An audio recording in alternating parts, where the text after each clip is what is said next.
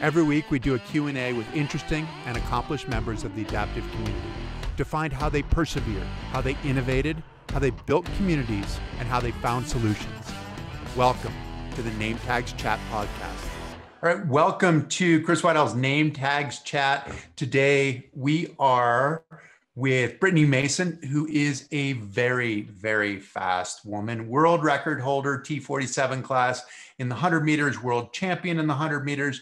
She won the 100 and the 200 at trials going toward Tokyo. She also was all academic in the MAC conference. So we have that, and I had a scholarship to Eastern Michigan University to run track before she knew that she could be a Paralympian.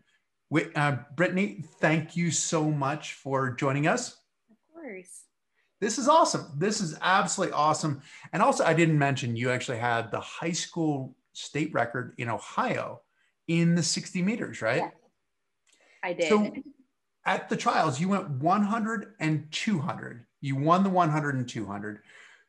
You had the state record in the 60 meters when you were in high school. You were second in the MAC conference in the indoor 60 meters. Are you going to move up to the 200? Are you going to be making some noise in the 200 as well? Yeah, so that's my goal. I've always been a short sprinter, so I've really focused on, I'm a power runner. So I've always done the 60, 100, and the 200 was kind of to help me with my 100. But as of recently, I have actually been training more for the 200 and focusing on the 200 instead of my 100, because running a faster 200 will, coincide with helping me run a faster 100. So I'm hoping to make some noise in the 200 really soon. So this is more of a strength thing in some ways for you, is getting stronger. So you're running a good 200, which is going to help you be stronger at the end of your 100, which, as we all know, you're trying not to slow down at the end of your 100. How about your rivalry? So you and Deja Deja Young are two of the fastest. I mean, she won 2 world championships in the 100 prior to you winning the world championship, but she had broken the world record in the 100 in Dubai, and then you turned around and rebroke the world record. I think it was 300ths of a second, right? Start knocking that, just tipping that little bit off of it. What's this rivalry like? Because she's both a 100 and a 200 meter runner as well. Yeah, so let me just start off by saying, she's a phenomenal athlete. My first time, obviously, going into para, my first time meeting her was in Dubai in 2019 at the World Championships. And I heard a lot of success from her and a lot of, successful stories about her and how she's really never lost and she's a really good athlete. So that really amped me to, want to be a better athlete and to compete, because I'm the type of athlete who I like to compete against the best and when they're at their best. And that's kind of what fuels me to run faster. So, we ran in the prelims, we ran in individual heats. And so I ran before her, and I think I had broke the meet record, and I'm like, oh, okay, that's pretty good. I haven't ran in about 6-7 months. And then I saw that she broke the world record right after. And I'm like, okay, I need to do something in the finals. So that really amped me up in a sense of we're on the same team. So it's I'd rather, USA go 1 and 2, or my teammate beat me versus another country. So it really excites me to, have her on my team. And she motivates me to want to, work harder and run faster. So is this some of what you're thinking about as you're training, as you're going through whatever you're doing on the track, your intervals, or you're in the weight room? Are you thinking, okay, Deja's working hard too. I need to show up. She's going to throw down. Yeah, absolutely. I feel that way about a lot of my competition. There's a lot of good girls, not only just Deja here in the USA, but also all around the world. So it's you never know who's going to show up and show out. So that's constantly in the back of my mind, they might be doing this, but you need to work harder and do that. So that's just kind of been what's been pushing me and motivating me as I've been continuing to train for Tokyo, which is why specifically I have actually been more serious about my 200 meter dash, so that I can, have that strength to run multiple rounds at Tokyo for, prelim finals, and then execute each race without, being exhausted to come back again and do the same thing over and over for different days. Now, with the 200 and with stretching sort of the endurance part of your sprinting, so you have Erb's palsy, right? Yes, Can you describe what Erb's palsy is? Because that might affect the end of your race as well, right? absolutely. 100% it affects it tremendously. Once my arm stops pumping, everything goes. So I have nerve damage in my left shoulder and elbow. And so it's a form of brachial plexus, which affects my range of motion. So I can do certain things, but a lot of my range of motion is very limited and it's not really noticeable until I run. So kind of my every day-to-day routine, not many people notice, but then it really shows on the track, especially with my longer races like a 200, once I'm fatigued, it shows a lot more. So that's basically in the gist of what my Erb's palsy is. And so with the endurance that you're developing by going more in the 200, what does that do for your arm? Because it is noticeable, right? Looking at the videos, your arms look different, right? Where it's not necessarily even the plane of your arm, where your right arm is kind of like right by your body, where your left arm is kind of coming across your body, which is not helpful, right? As a At sprinter, all. you want It's a lot of everything going wasted, in that direction. yeah, a lot of wasted movement. But it's also your right arm's much more muscular than your Yes. left arm is. How do you go and strengthen that and maintain your form? Because maintaining your form, it sounds really easy, right? For me sitting here watching you run, I'm like, okay, Brittni, just maintain your form in the last 100 meters. And you're like, okay, yeah, but it hurts now, and and the coordination is going. How are you going about maintaining your form? Yeah, so we just actually a couple of years ago incorporated me doing a lot of upper body strength. So I made it a goal my junior year of college to be able to do a pull up, like, just my upper body strength and like really focusing on that. So I really worked hard at being able to hit the weight room really hard because when I came in as a freshman, my arm would flare up so bad because I wasn't used to, working out 5-6 days a week. In high school, I maybe did workouts 2 to 3 times a week. And so I had a lot of recovery time. And then coming into college, oh boy, it was a rude awakening for me and my coaches. We had no idea what was going on with my arm. It was constantly swollen and just so inflamed, and like no treatment was really helping me. But then I realized, and we realized over time, I have to kind of get through that breaking point where, okay, it's sore, it's sore, it's sore, it's hurting, it's swollen. And then once it gets used to, being worked, it just stops being sore and it just stops working. So it was a lot of convincing my college strength coach to just let me push through it because he didn't want me to, because I'm like, no, I want to do it. I have to do it. Like, this is the only way I'm going to be able to run faster and get faster. Like, my arms have to be just as strong as my legs. So it took a lot of convincing and a lot of just working through pain, like legit crying because it would just hurt so badly. And then I would just have to, ice, ibuprofen, go get some treatment, and then make do what it do. But also with the running aspect, me and my coach noticed that I have to run longer than my race to condition my arm, kind of how you condition your lungs to run fast or to run longer. I had to kind of, in a sense, condition my arm to run over 200 meters or run over the 100-meter mark, because if I was only practicing for a 60, my arm wouldn't know what to do the last 40 meters of my race. So we really have, dialed in and started executing running a little bit longer so that when I am in my race and I'm running just 200 meters versus running 300 meters in practice, I have that extra, wiggle room of 100 meters to know, okay, you can go a little bit longer, you can pump your arm a little bit harder, and it won't be as fatigued as it usually is when you're not doing these things. What's your arm like after you stop? So you're pushing through all the pain for your workout. You're an athlete. You're like, there's good pain. This is good pain. This is my job. I have to beat the pain. Mm-hmm. But then what was it like afterwards, after you're in your regular everyday life? Yeah. So my coach would always make a joke because I would come into practice and he said, like, my arm would, like, my shoulder be like this. So it looked like I was like the hunchback of Notre Dame.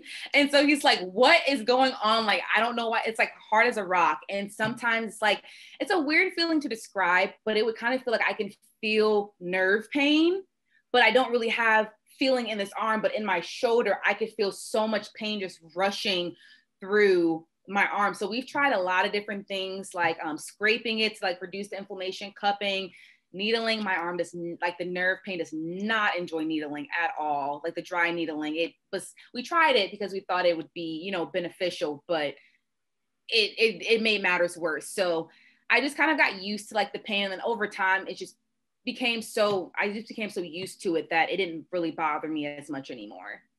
So the pain didn't bother you, and you kind of got the arm in more condition that Yeah. maybe your arm wasn't getting inflamed as much. Yeah. You've drawn an analogy between Erb's palsy and asthma, haven't you? Okay. I believe so. I might have. Yeah. Okay. I read this at one point, so Yeah. so I'm hoping that what I read was actually true. And if it doesn't work as an analogy, I mean, I thought it was an interesting analogy, and interesting to see kind of where you go with that. But if that's the case, what does that mean in terms of a strategy, in terms of you know, attacking the Erb's palsy, or in working in concert with it? Yeah. So like I said, like even with like, you know, breathing and every time you like work out and exercise, it's kind of like you have to train your, like how you have to train your lungs, or like to train to run faster, run longer, or to be able to like run controlled. That's kind of how I had to do with my arm as well. So it's just kind of in the sense of, when you first start conditioning, you're completely out of shape. It's super, super hard to breathe and you want to give up. It feels like track sucks. It's the worst thing in the world. It hurts. Everything hurts, literally. And so that's just kind of how my arm was. And that's just in a sense of, I need to continue pushing through and like conditioning. And then over time, how your legs get in shape, how your lungs get in shape, so were my arm. But I didn't realize that until I was a little bit older, maybe my senior year of college. And so before, I'd run a lot of really short reps, and then we couldn't figure out why I couldn't finish my longer races, or how I was an amazing 60-meter runner, but my 100 or my 200 was struggling. So we realized that how you train your lungs is kind of in a sense of how I have to train my arm in a way, if that makes sense. It might sound a little funky, but No, it makes perfect sense. What about on the mental side of that? Like you don't necessarily feel, you said you don't necessarily feel the nerves in your arm, but is there a way that you can help your arm to relax as opposed to holding all of that tension? yeah, so my coach and I, we always make a pact. I tell him, you know, if I'm running long races or I'm running longer reps in practice, obviously over time I get fatigued. And so I make it a point for him to yell out at me if my arm looks funny. So he's like, fix your chicken wing, like as a joke. And so I like, you know, I know to like, you know, relax and like relax my shoulders and pump and like really focus in on that. So like a lot of my running is focusing on being able to run my reps fast, but also relax so that my arm knows how to run relaxed naturally in a race, so that it's not, you know, hunching up like this when I'm tired, and I can, you know, get through a longer amount of meters before it does start to, you know, give me the banana back that we all get after a certain amount of time. Well, that's it, right? The natural instinct when you get Yeah. tired is your shoulders just So, start coming up toward your ears, right? And you have to relax and drop those shoulders, which is that much more difficult for you. You didn't know about the Paralympics. I mean, did you know about the Paralympics? You didn't know that you could be a Paralympian, but did you know yeah. about the Paralympics? Yeah, absolutely. So I knew about the Paralympics, and I didn't know much in depth, I will admit to that, but I obviously knew that it existed, and it didn't get as much exposure as the Olympics. So I never honestly really watched the Paralympics until someone reached out to my coach, and then I started doing more research, and I'm like, oh wow, like this is really amazing. And then it kind of frustrated me at the fact that I didn't find out that I was eligible at all until I was 21 years old. So it's like, how many other athletes around the world have the same condition as me and have no idea that they're eligible, because they think that the Paralympics is just a wheelchair racer or someone who has amputated legs or anything of that sort. So it's Right. And so for yeah. you, during the, you know, when you're not on the track, when you're not running, when you're not sprinting 100 meters, it's not obvious Yeah. that you have any kind of an issue with your arm. Does that make it difficult for you in some ways, that it's not obvious, that people are like, what, why are you in the Paralympics? I don't get Yes. it.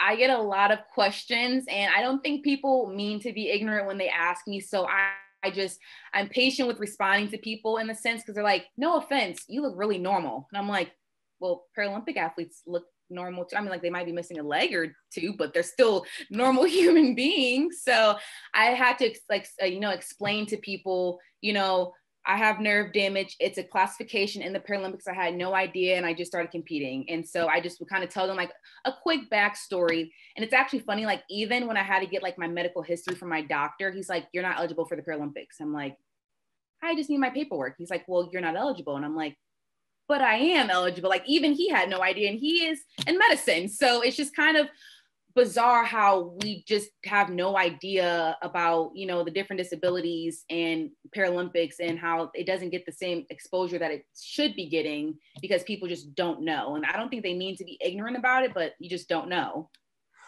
Well, I mean, that's part of the game right now too, right? And I think that's one of the things that's great about the Paralympics is that there's a responsibility on you as an athlete to own the sport, to own what's going and be that representative and help educate and help promote. And you really do have ownership. It's not like you just come in and somebody says, hey, yeah, we're going to pay you a bunch of money and you just do what you do. And then you can go home. It's like, you've got to live it all the time. Now for you though, you started at 11 years old. You were the 5th fastest kid in your age, 100 meters and 200 meters.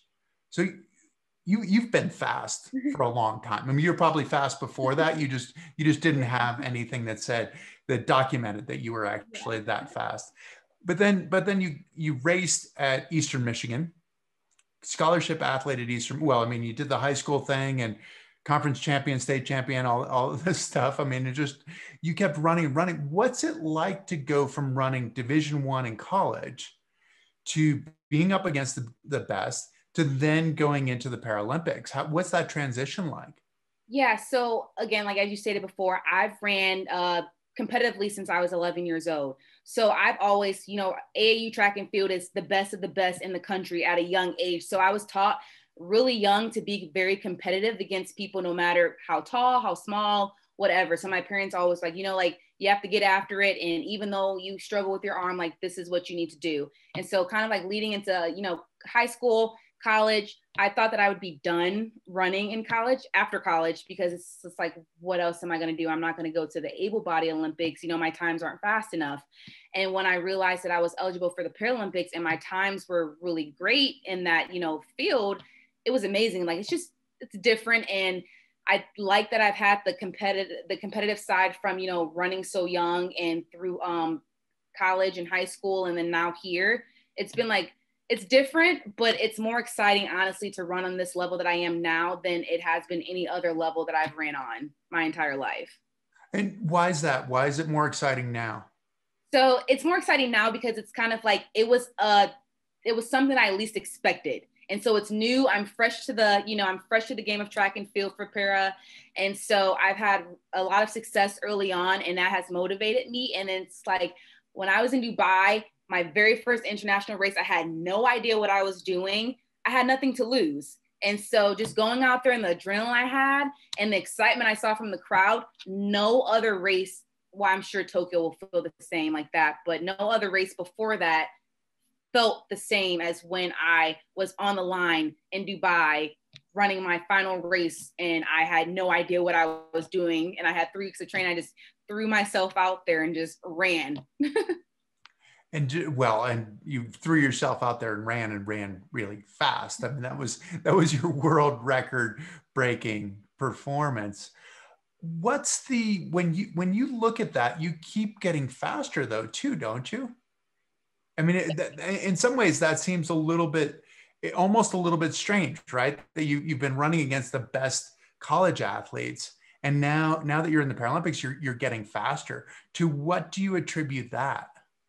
I think just, my experience now that I'm a little bit older, like I took track seriously, obviously, in college and high school, but knowing that I am now considered a professional athlete, I have to do more things for my body and take it a lot more serious than I did in high school and college.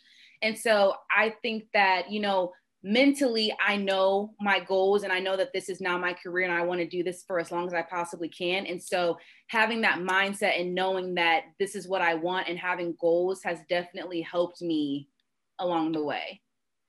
Well, because in some ways, getting into sports was almost rehabilitation for your arm too when you first started, right? And now Yeah. it's gone from rehabilitation to this is your job, Mm-hmm.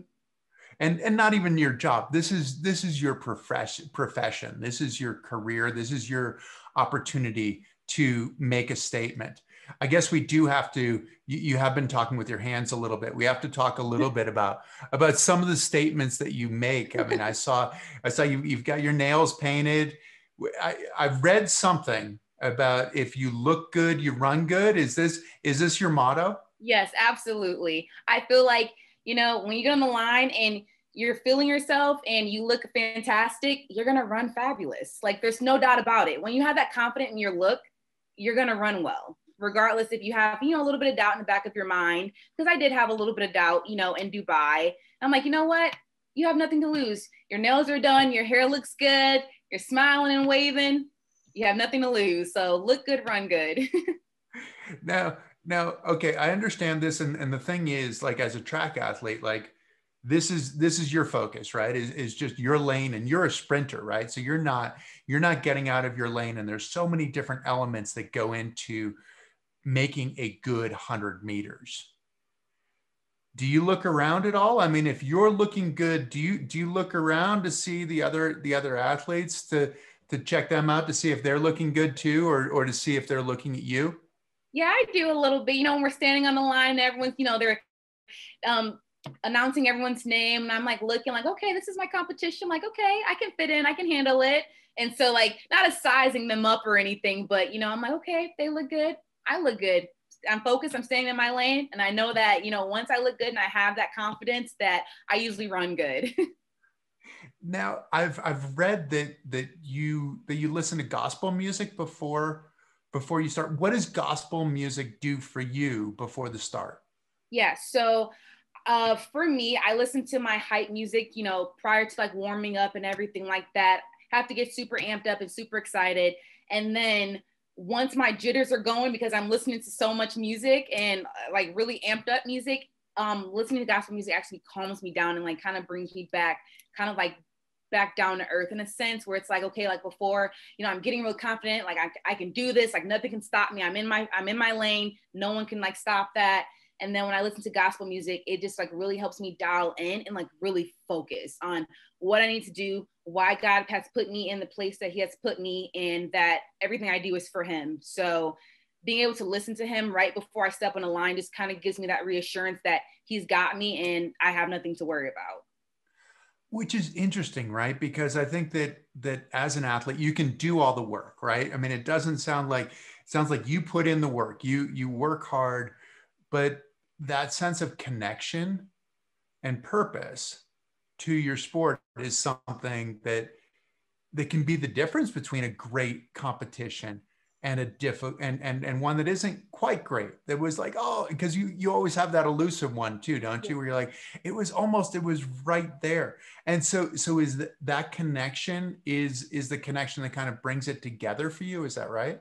Yeah, absolutely. I've made it a point, like, every single day, no matter what I'm going through with my training, I've always been focused and super dialed in and very, very, laser focused. That's just kind of how I have been. Like, even in competitions, like my coaches know, like, don't talk to me. Like, I need to be in my zone and this is what I do. And I have like a routine of what I do every single meet. And I hate when that routine is thrown off. Like I can tolerate it, but I don't like it at all.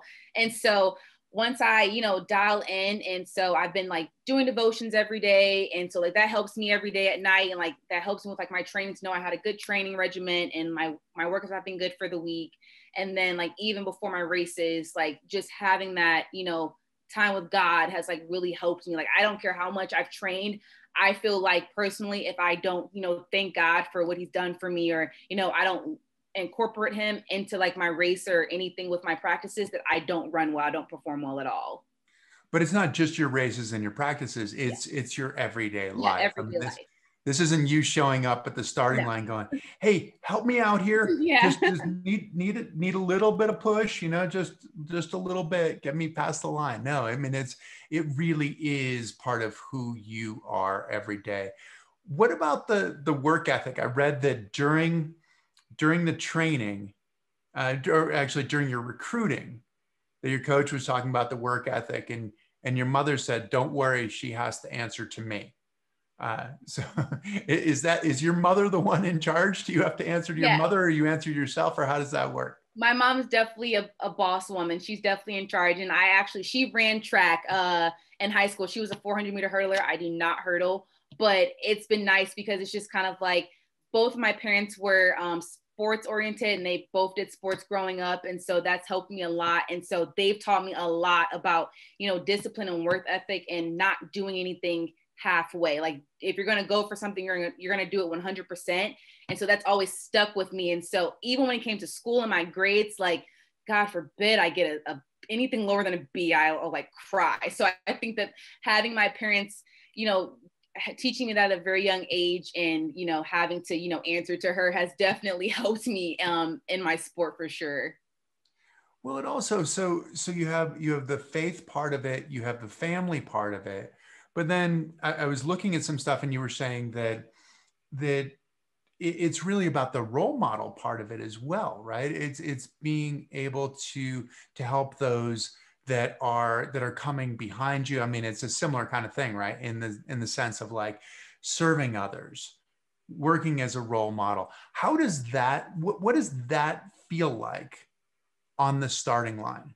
Does it feel like responsibility? Does it feel like a gift? How does it feel? It definitely feels like a gift and a responsibility. So I helped, my dad actually has an AAU track and field team in Cleveland, Ohio that he helps coach with. And so when I was younger, I would always go back, help them with their block work. And those kids also looked up to me, and like that was really motivating. But specifically this past year, I helped to coach a high school team in Michigan. And so having those kids who are, going to college and wanting to work as hard as they possibly can to get scholarships. And they saw that I was able to, run Division I college track and field, and I'm going to the Paralympics, and I'm, doing something greater than myself, and them, looking up to me. I think that's what really, really got to me. Like I would have them, super excited to tell me how I've helped them run faster, and they couldn't have done it without me being supportive of them, and how they'll message me before my races, like even at trials and other meets that I've had. And they're just like, "You got this, like we believe in you." And so just having that and them running faster helped me to run faster and want to be a better coach and a better, role model. And so just, it's amazing to know that you can make an impact on someone's life, and a genuine impact. And I've had kids, come up to me like, without you, like, I don't think I would have made it. And like, it's just so heart touching, because it's like, I never thought that I would have that effect on people in the degree that I have now. It's interesting too, because as a coach, you often have to demonstrate what you want them to do. And the next step of that is now you're on the grand stage, and you're doing that same kind of demonstration. Do you feel like it's like, because you're coaching, right? And you're like, okay, this is what you need to do. This is what you need to do. But sometimes as an athlete, it's easy to forget that stuff, isn't it? And it's definitely helped me. So like, sometimes when I forget things and I'm teaching them, I'm like, oh my gosh, like I need to, execute this in my race a little bit better. When they're running faster, I'm like, okay, this is getting me amped up. Like I need to fix this, this, and this, and go home and do this so that I can run faster for them, so they can be proud of me. How does it work now that you're on the Paralympic side as well? So you have the people that you're coaching, but then has the sense of being a role model, has the sense of serving others changed now that you're a Paralympian as well? No, I've been kind of doing the same thing that I have been doing. I don't think much has changed that I can think of right now. Okay. Well, some of it, what I was reading was the idea of that you, as somebody who doesn't necessarily seem disabled, can compete in the Paralympics, right? It's not just about people with wheelchairs. It's not just, and in some ways you kind of get to this grander sense. Is home something that motivates you too? Yes. Yes. I just got a message from a guy from Cleveland. So, so you got to give your shout out to Cleveland, I think. Yes. Shout out to Cleveland, Ohio. I love it there. That's where I'm from, born and raised. So I'm trying to put, Cleveland on the map in Tokyo. And what is it about Cleveland? Is it the Rock and Roll Hall of Fame? Is it the Is it, is it Drew Carey? What is it? I think it's more so the fact that that's where I spent my entire life. I've never lived anywhere besides when I went to college in Michigan. I've never lived anywhere else besides Ohio. That's where I grew up. That's where my family still is. Majority of them, a lot of them have moved away, but my parents still live in Ohio. And so I go back and visit, and it's just kind of like, I started from there. I started, running track and field at age 11, 10, 11 with a Cleveland Mustangs track and field team in Cleveland, Ohio. And so it's like, now I'm still progressing through. If it wasn't for them, I wouldn't be, where I am today. If my dad hadn't put me in track, or I hadn't ran for Cleveland Mustangs, I might not be running at the level that I'm running at now. And the thing is, for you, you're running at the top level, but it hasn't always been about just the running, right? And it still isn't just about the running. I mean, you're still in school, aren't you? Yes. I am. 2 masters. 2 masters. Are you doing these concurrently? I am doing them. Yes, correct. I am taking them both at the same time. I don't know who decided that. It was me, but it hasn't been as bad as I thought it would be, but it's definitely been some work for sure. And what are you getting your master's in? So I'm getting a master's in sport management and then business administration. Sport management and business administration. Yep. And what will you do with sports management and business administration? So the end goal, which I would love to do, this has been my goal for a while now. I have a degree in exercise science from my undergrad. I originally thought that I wanted to go to PA school, work in pediatrics, and, work in the hospital setting. I've always wanted to work with children. And so now that I have that exercise science base, and I've had my little taste of coaching, and I'll have that sport management side as well as the business side, I want to eventually open up my own facility and help train younger athletes as well. Younger athletes. And so Paralympic athletes specifically, or not Paralympic athletes, or as of now, I actually had to do a little project in school, and I had made it for specifically like just coaching Paralympic athletes. But I think I would definitely expand that more so over time. But that would be my goal, my original goal. To start with the Paralympic athletes. And so what would you teach them? I mean, because you've seen a lot in your life. I mean, you're still young, but you've seen a lot in your life, and you've learned a lot, and you've been forced to learn a lot. What are the messages? What would you help them? How would you help them get better or find their dreams? So one thing I think for me, and especially, competing against athletes my entire life who were abled, and I had, overcome a lot of things. My main thing I want to teach them is confidence. So it's like, with everything you do, have confidence in what you're doing, and, don't have that self-doubt because you're a little bit different from everyone else, that you can't do it or you can't have the same goals. So that's something I really, really want to emphasize when I eventually do open my own facility, that, you're going to do everything with your confidence and your head on your shoulders, and you're going to succeed. Sometimes you're going to fail, but if you mentally believe in yourself, you can do whatever you want to do. Has what's made you a little bit different, has that made you stronger? Has that made you more successful? Honestly, yes, because knowing that I had to work twice as hard as the next person definitely motivated me to want to continue working. Like, for example, when I said earlier, I had to convince my strength coach to let me go through the pain just so I can overcome that, so I can be a better athlete. I could have given up, if I was hurting, or if, I had an injury that was, minute, and I was an able body, and, I didn't really have a disability. I might have, oh, coach, I'll sit this one out. But because I know that I have to work twice as hard, I don't want to skip a day. It's been days where my coach is like, Britt, like, we have to take the day off. And I'm like, no, like, I have to get to it, because I don't want to fall behind, because I am, in a sense, already behind in the eyes of other people. How does that work with the other athletes? Because you know that you have to work through that pain, and that pain is the pain that's telling your strength coach to stop. Like, this is it. This is going to be bad for you. But you knew that you had to move through that. How does that work with the other athletes, the athletes that you're coaching? Yeah. So it's funny, because the other coach I helped coach with, she would tell them, like, come on, like, you guys can do this. Like, she's disabled and she's doing it, so you guys can do it too. So it's like a little joke we have where I don't get offended if someone's like, oh yeah, she's disabled, but she's always like, she has one arm and she's doing it. What's you guys' excuse? And so that has really like helped them to, work hard too, like kind of seeing that I can do what I do with my arm situation. And then they're like, okay, we're shutting up. We have no excuses anymore. We'll do it.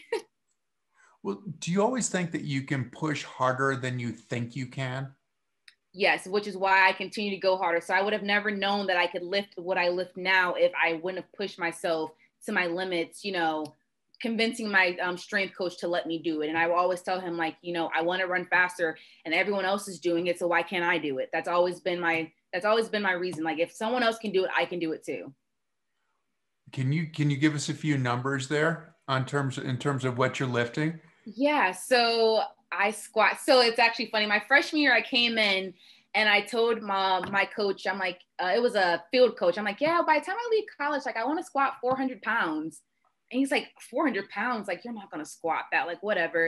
And I'm like, okay, well, I would like to do that. Like, that's a goal, you know? And then that same day, my freshman year, I squatted 400 pounds.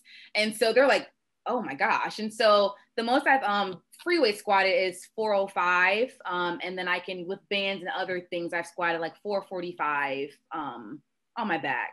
And so that was another issue. That was, you know, my shoulder was swelling up from all that weight on my back, but that's what makes me a power runner. And so I just stuck through it.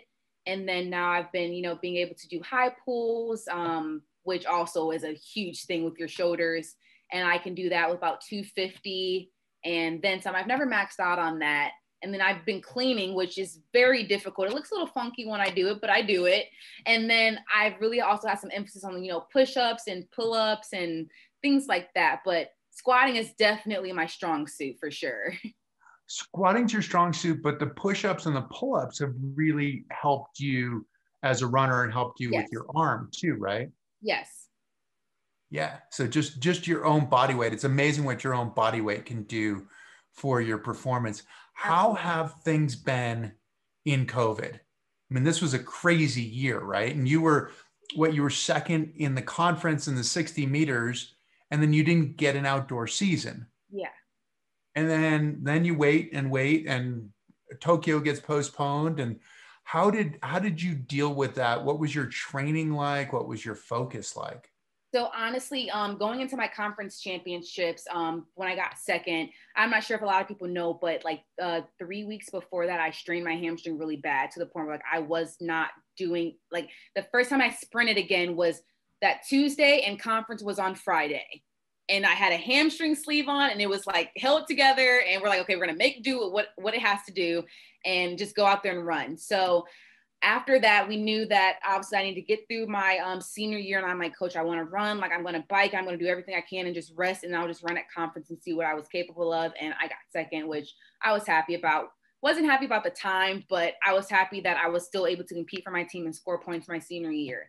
And so it actually was a blessing in disguise with COVID.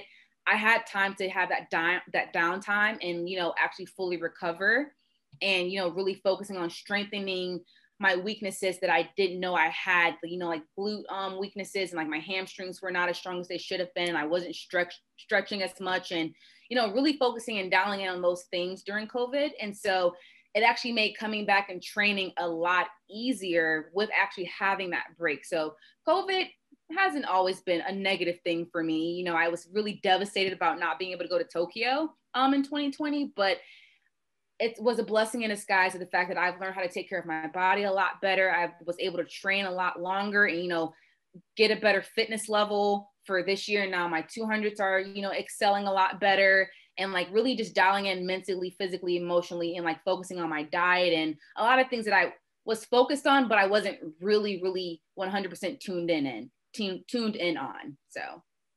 So did you have a season for Eastern Michigan this year, an outdoor season? Yeah, I had an outdoor season. And so it was a little tricky because it was, okay, I need to compete because I have a 5th year, but I can't run too fast too early because I have to run all the way until September of this year because of Tokyo. So my coach and I had a lot of going back and forth of, you know, he's like, okay, I want you to come back. I want you to run for the relays. I want you to get that base and that conditioning, but you have to be okay with not running super fast or the times you want to run now so that you can have that glory and that success later on. And so it was a hard idea for me to, a hard concept for me to acknowledge and accept, because I am a competitor. And so when my numbers aren't showing, it is very difficult for me. But they eventually started, coming down over time. And I was running those times without really, tapping into the workouts I really needed to do.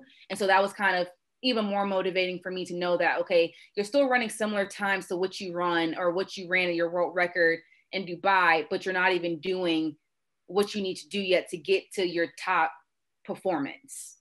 Right. So you're not doing a lot of speed work Yes. yet. So you're doing more of that strength work. And then that speed is where those times start coming down, where you start sharpening. How will that look for you between now and the games? Yeah, so I hope that I am done dying at practice. I have been throwing up like almost every week, running hills and conditioning. So it is a love-hate with track and field, I tell you that. So my coach will always say, like, what do you want to do this week? Like, do you want to run hills? I'm like, I don't want to run them, but I need to run them. And so every single time I deeply regret it. So we've still been, conditioning, and then we're going to start speeding myself up in about, I think, a week or two, and just, starting to fine tune those things that I need to focus on, because I don't run until August 31st. So I still have some time. So he's just been like, we're not going to rush you getting faster right now, when we can just continue building your base, that you can be so strong that even if you don't get to the speed work or you don't hit what you want to hit, like, you will have that strength to be able to run multiple rounds and run very successful multiple rounds. So we've been really executing my strength base, because that's what we did in Dubai and it worked. I ran hills the 3 weeks that I had before Dubai, and we found out that just from me being a power runner and just being really strong, I was able to run that world record. So he's been, focusing on my strengths, which is my building my base a little bit more, and like running hills and, doing that strength stuff. And then we're going to, fine tune in that sprinting a little bit last minute. So some of it also is just getting to know your body, isn't it? And just how your body reacts to the training, that you need that workload. Is it fun though, when you get to this sharpening part, when you get to the point where you're working on the speed, and you're like, ooh, this is good. When I'm not running 300-meter hills and throwing up, it's a lot more fun to run fast 120s and 150s, and like we do like the time trials. So he'll also put like their like a little chip on me, and like we get to test like my flying 30 and like my flying 50, and those are always fun. But it's kind of weird, because it's like sprinting shorter. It's a lot more taxing on your body, but it's more fun than running, longer runs, and it's a little bit slower. Those are death to me. I like shorter sprints, but I'm definitely tuning in for this 200, because I really, really want to run well. So I'm excited in the future that we get to, go back to doing some speed endurance stuff and some short sprinting. I miss it. So you do well at the shorter races. What do you really do well? What part of the race do you do well, and what is your challenge? So everyone says that I have a really, really good reaction off the blocks. That's like my strong suit. It's kind of like I get out, you have to chase me. Like it's kind of like I can't remember, my coach always says like make them run you down or something like that. Kind of like tire them out to the point where like they're so focused on catching up to you that they never catch up to you. And so my main focus has been just getting out and then just holding on for dear life. So I would definitely say that I decelerate a little bit quicker than a lot of people. I don't know. My race in Dubai, I started decelerating about 80 meters in. I didn't know how I was going to hold on, but I got out so well that I had no choice but to just, decelerate through the line. So that's what we've been focusing on more, still having that strong start, but also being able to finish strong as well, which is why I've been, running the 200 more and training more so I don't decelerate as quickly. It's interesting that you talk about the reaction, because it's easy to kind of look at it and say, well, she starts well, but you said reaction. And so that's the reaction to the gun, mm-hmm. which is different than getting out of the blocks too, right? Those are two unique elements in the start of a sprinter, aren't they? Absolutely. So it's those two things that you do. I mean, certainly the reaction, you said you do well, but then what's going to be the biggest challenge for you? I mean, it sounds like the endurance, but it sounds like you're putting in the time to be strong. Yes, absolutely. I would say the challenge would be just, going out there and not having that self-doubt that, okay, you have multiple rounds, don't hold back. So I want to be able to, execute each round without worrying about the next one. So I think that's going to be the challenging part of when I have to, run a 200 in the morning and then come back and run the same 200, if not better, in the afternoon. But, you can't really jog the prelim because you need to make it to the final, but you can't, go all out in the prelim because you need to make it to the final. So just being able to, have that confidence, like, okay, like, you've been practicing this, you've been training for this. Don't be afraid to, go out there and just compete. It's a challenge though, isn't it? Because you guys as sprinters, you're gunslingers, right? This is what you do. You're the biggest, baddest on the track, right? And you hear these guys who are going through the prelims, like at the Olympics, who are talking about trying to run as slowly as they can to make and, it and still get forward, which is bold too, right? Like I'm going to go as slowly as I have to go. And do you do that? And if you do that, what elements of the race do you have to make sure to do properly to be able to not go full out? Yeah. So what I'll do if I know that I'm like gonna win my heat, or like I can kind of like gauge it based on my start pretty much. Once I get out, if I know that I have a pretty good lead, I'll shut it down a little bit, about 70, 80 meters, where I can like, finish through the line. I won't slow up, but I won't just continue to speed up. So I'll just, relax. So it's like, okay, you're making it through, you won your heat. Kind of what I did at in my trials, or my prelim, sorry, in Dubai. It's like, okay, you're getting a feel for it. And then like I was able to, finally tune in what I needed to really tune in the finals. But that's more so what I would do. Or, in the 200, I'll know to, execute my start and then come around the curve and just like ride the wave of just whatever I built through the curve. Just like keep that momentum. Don't speed up, but don't slow down. Don't speed up, but don't slow down. So just maintain. Does that make you feel confident when you can do that in the prelims? Yes, absolutely.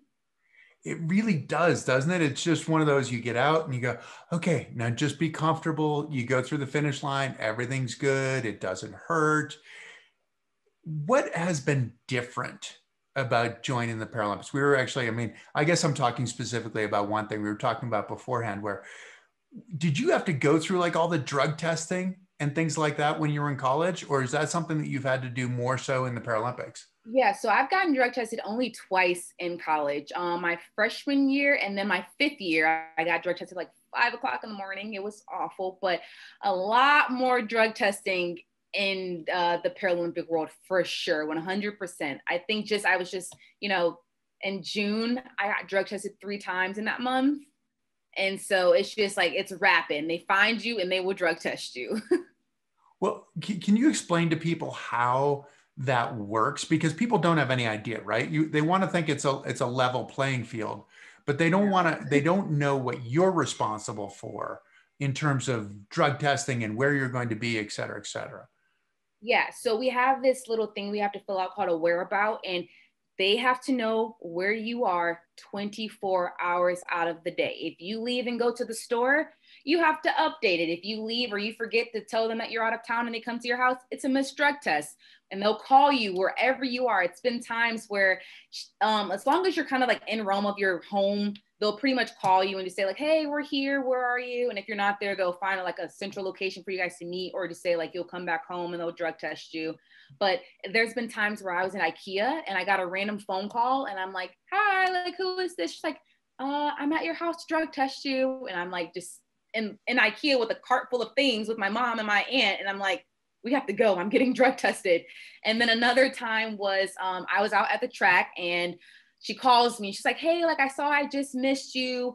I was assuming because your whereabouts said that you'd be at practice at 9:30. I got to your house at 9:15, 9:20. Where are you? And I had to get drug tested across the street at a church. And then another time I got drug tested at a restaurant because I was out to eat for like 30 minutes. I just left my house with my family and she came to drug test me at Chili's in the bathroom. So they definitely it's glamorous. Yes. I mean, to the point where you've actually become friends with the woman who drug tests you, right? Yeah, shout out to Tina. I love her. She's super, super cool.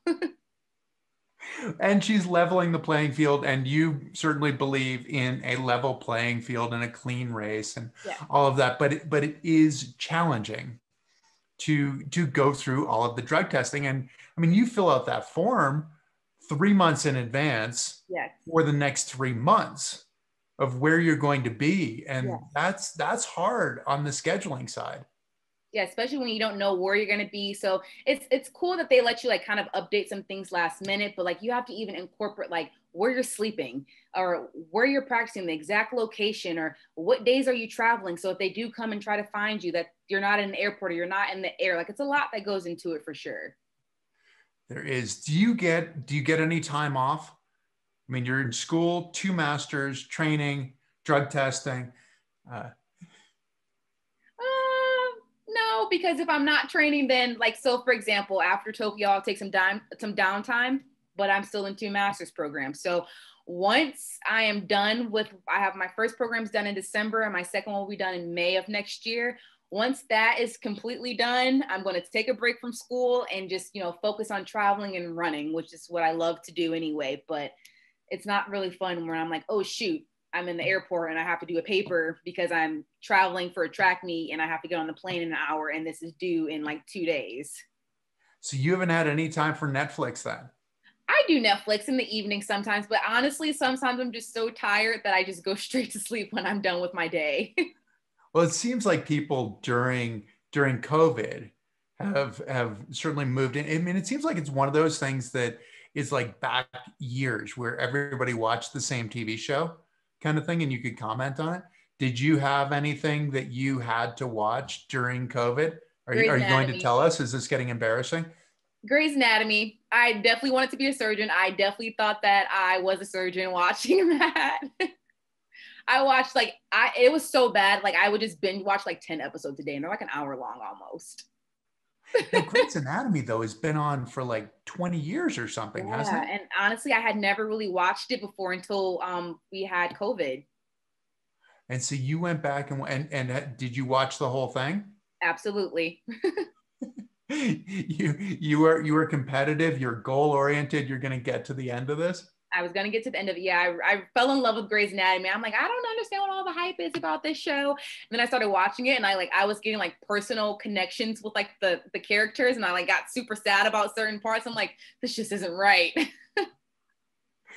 What about when you go to Tokyo? Will you have some downtime during Tokyo, or are you continuing to study while you're in Tokyo as well? Yeah, so I took this is my fourth summer class I've taken. So right now I'm only taking one. So that's a pretty downtime for me, just taking one at a time. So that's a pretty laid back class. So I'm hoping because we can't really do anything in COVID, or not, sorry, not COVID. We can't do anything in Tokyo because of COVID. I'm hoping that I can, watch my tablet and watch some Netflix or find some new shows and then just do my like 3 discussion posts and my 1 assignment that I have to do each week, which is super, super easy compared to me doing like 5 different classes at once. Well, but you have some other stuff going on Yeah. too, right? You're competing on the highest level and those kinds of things. What do you think it's going to be like in Tokyo? Because your family can't come, right? There won't be fans in the arena. What do you expect? Do you feed off that kind of stuff?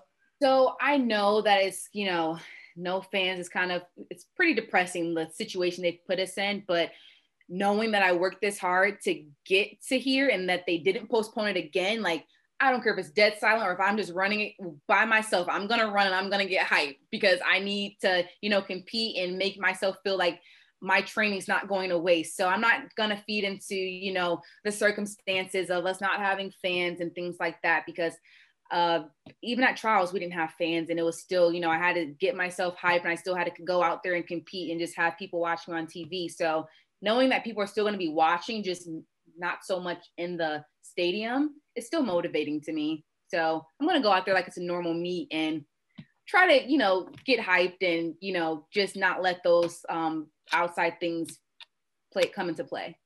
Well, it's part of your mindset though, isn't it? I mean, it's the difficulties pushing you to greater heights, right? I mean, this has kind of been the theme of what you've done and what you teach to other people. So yet again, you're in that position where where it's what you've talked about. So now it's what you have to do, right?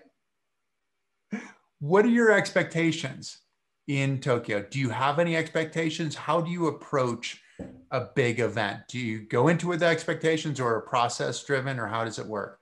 Yeah, so I have goals on my wall that I have that every single day I wake up and they're like right by my mirror because I look at my mirror every day. Gotta look fabulous. So I look at those every single day and like those are my goals. I'm like, okay, I think about those up until when I'm going to leave, and then I don't do well with competing if I overthink. I just have to go out there and run. So I'm like, okay, so I have my goals. Like obviously it's a goal of mine to, break my world record again in the 100-meter dash and, win. Like that's the goal. That's everyone's goal. Everyone wants to win. So I have that in my mind. But if I'm constantly overthinking about it or like, I'm over analyzing, I don't perform well. So I just have to clear my mind and just go out there and compete, and whatever happens, happens. So so you don't really think on the process side of it, because it's hard like to have those kinds of expectations, right? If I want to break the world record. Do you get specific about that in terms of like by how much you want to break the world record? No, just long as I break it, that'll be completely fine. I tied it this year like to the millisecond, and it killed me so much because all it took was a little hair to break it, and I'm like, are you kidding me? So once I was telling myself all my collegiate season, like I want to tie my world record, I want to break it, and then like the more I kept thinking about it, it's like it wasn't coming. And then like when I was like, okay, I'm just gonna run and wing it, I'm just gonna go, and then I tied my record when I wasn't thinking. I'm like, all right, that's it, don't think about it anymore, just go out there and run. What you do at practice and how you warm up is how you're going to compete. So it's like if I'm having killer workouts and I'm throwing up, I'm hoping it's for a reason. I'm hoping. But if I'm throwing up and, I'm, executing my warm up and I'm really focused and doubt, and there's no sense of me thinking when I get to the start line. Right. So in some ways, what you're saying is that the goal is really the motivation for training, to continue to push you to that training. Whereas then once you get to the race, you go, okay, this is it. I've done it. There's nothing else I can do.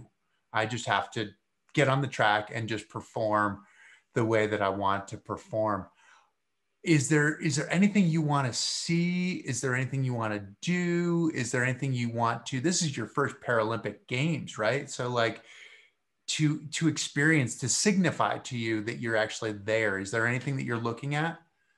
I'm looking to, I would like to be holding that American flag and on that podium. So that would be like surreal to me because it's like when I was younger, I watched, my role models compete at the Olympics, and not so much obviously Paralympics, but it was just amazing that they work so hard, and it only comes around every 4 years for them to, showcase their talents around the world at that level. And so like being able to be in that position myself is just something I'm looking forward to so much. And the fact that I have that opportunity is something I'm definitely not going to take for granted. If you could go back and you could talk to that 11-year-old girl who was fifth in the 100 and the 200, what would you tell her, having learned everything that you've learned now? I would tell her, don't stop believing in yourself, and that what you put your mind to, you can definitely do. That seems like it's pretty powerful stuff. And would you tell her about the idea of being a complete person as well? I mean, it seems like you're good on the track. You're good in school. You're doing a variety of things. Would you tell her that that's something that's important? Yeah, it's definitely important. All those aspects of like what I was taught growing up, and, having good grades in school and, working hard in that also helped me to, work hard on the track, which helped me to, want to work hard and be an inspiration to other people. So it's all in the same one thing. So it's like, you can be great in track. Some athletes are great in track, but if you don't have that, outside stability, or you don't have those same goals in other parts of your life, it might not be so great after all. So I've really tried to dial in on, making sure that all aspects of my life I'm working on each day, so that each aspect is helping to build on a different one and one another, so that, track is helping me with wanting to motivate myself to, do 2 masters at once, because I'm like, okay, if I can break a world record, I can do 2 masters, like no biggie. And so that's kind of what happened. I had too much confidence going in. It's been good, but too much confidence. And so, you know, having that confidence in all other aspects of my life have definitely helped me to be very well-rounded. Okay, so we've talked about the idea of look good, run good. I think you just mentioned that. I don't know if that 11-year-old, did that 11-year-old girl know that? Yeah, I used to run with a side ponytail, and like that was my signature look. So even at 11 years old, like I thought I had a look to me. And now looking back, I asked my parents, I'm like, you never loved me. You let me look like that when I ran. Like it was so bad when I look at pictures of how I used to run and like what I looked like. And I thought I was like the coolest person ever with that little side ponytail. But I was so superstitious that I felt like if I didn't wear my side ponytail and look like that, I wouldn't run well at all. Like it was like such a confidence thing about my looks. So I don't know if you're allowed to answer this question or not. I don't know if you want to divulge this, but you'll be in the US kit, you know, so you won't have much. I mean, you will be able, you could do a side ponytail, I guess, if you wanted to. You have that as a choice. But the fingernails, can you tell us what your fingernails are going to look like? Do you have a plan yet? Yeah, so I want to incorporate some sort of, you know, symbolism of our nation. So I would like to do some sort of red, white, and blue. I don't know what it's going to be yet, but I'm hoping that they're going to be definitely noticeable on TV because you have to look good to run good. So I'm hoping like they're bright and you can see them when I'm running because like that's the goal. And so I don't know. Might save that for a little bit of a surprise. Okay. We will definitely, I will look for that. Do you do them yourself or do you have somebody do them? I have someone do them for me. So this is something you're going to have to do before you leave home. Yes. Okay. Okay. So there's a little forethought. And so then will you be wearing gloves the whole time before you get to the track, or how does that No. work?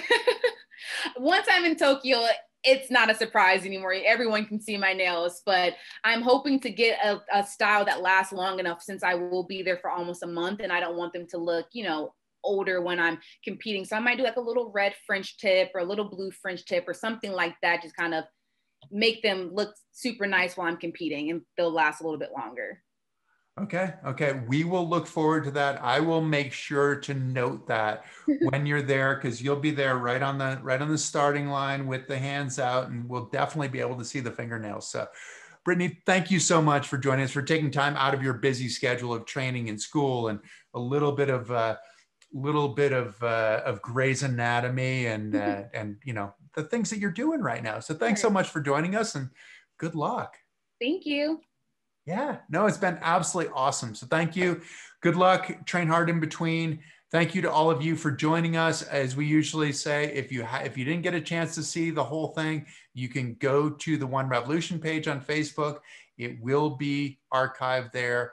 You can also wait for the podcast, which will end up being on YouTube. It'll be on Spotify. It'll be on Apple. It'll be on all the usual suspects. Wherever you get your podcasts, you can listen to Brittany on YouTube. You can actually watch her as well. Greatest compliment you can pay us is please tell your friends. Please tell your friends to tune in, like us, follow us, like and follow Brittany because she's doing some great stuff. And you might even know before we do what she has on her fingernails. All right. Thanks a ton. Take care.